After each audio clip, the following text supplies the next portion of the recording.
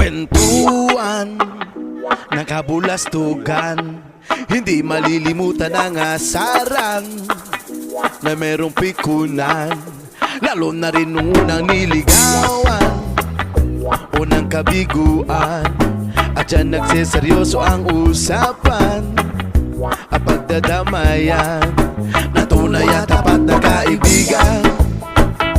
O mga buwang o kaibigan, lubang maaasahan.